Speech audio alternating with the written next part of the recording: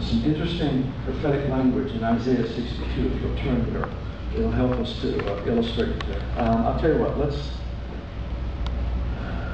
let's do this. Look real quick at Isaiah 60. You just have to go back a page.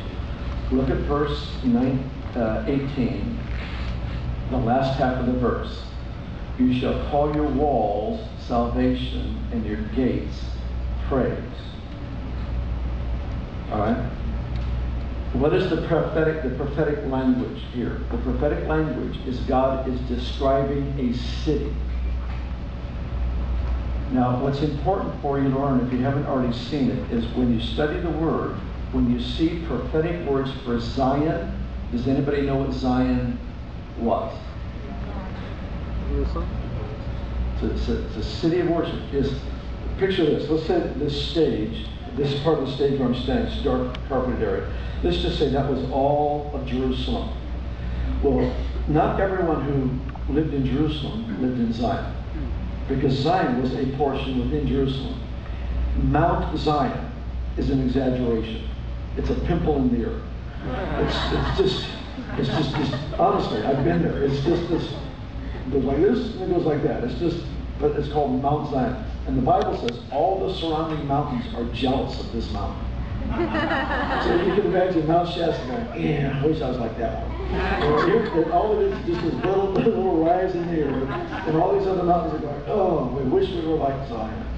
And Zion, see, was the place where David brought the Ark of the Covenant, and they pitched this tent, no measurements given, and it's where they worshiped 24 hours a day. So Zion became representative of the people of God becoming a worshiping community. Peter, when he talks about the New Testament church in 1 Peter 2, quotes an Old Testament passage that says, for in Zion I have laid a cornerstone, a chief cornerstone. Why did he use a passage about Zion when he was talking about the church? Because that's who the church is the worshiping community. What was geographical in the Old Testament is organically people in the New Testament.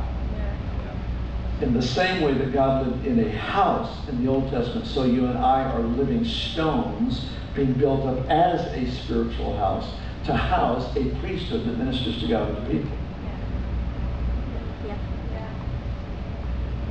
All right. So in the description of this city called Zion, it has walls and it has gates. And he says your walls are called what? It's an open book test. The walls are called salvation. Your gates are called praise. Do you remember in the book of Revelation what the gates were made of? Pearls. How was a pearl formed? Irritation. Anybody can praise when they win the Reader's Digest sweepstakes. Anybody can rejoice. You'll hear it on TV all the time after they won the Super Bowl or the World Series or the World Cup or something. You'll hear a Christian boasting, and that's, they ought to. They give the credit to the Lord, and I love hearing it.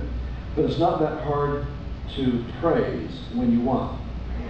I want to hear in the losing locker room the boasting, and you'll hear it from time to time. You'll hear somebody just boasting the privilege of being in the game, and they give all honor to the Lord. That is what? That is praise that came out of loss, irritation. Why do you think it says to praise the Lord, to give him thanks in all things? Because that's how the gate is being formed. What is the gate for? It's the place of divine access. The Lord inhabits what? The praises of his people. The Bible says in Psalms, I think it's 132, says that that the gates of Zion is where God will dwell forever. Now, forever is a long time. That means like the whole time you're in heaven and the entire time you're on earth. That's all included in the one word forever. So if God says it's forever, then it's for now. And he says, the gates of Zion is my eternal dwelling place. What are the gates of Zion? According to Isaiah 60, 61, and 62, the gates of Zion are praise. Your walls will be called salvation. Your gates shall be called praise.